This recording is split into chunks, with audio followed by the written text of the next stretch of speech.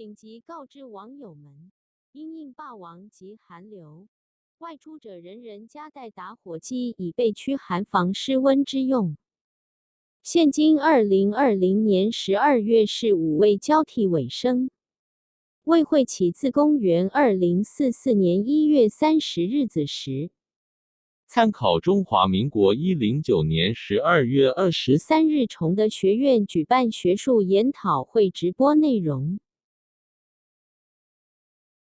紧急告知网友们，因应霸王级寒流，外出者人人夹带打火机以备驱寒防湿温之用。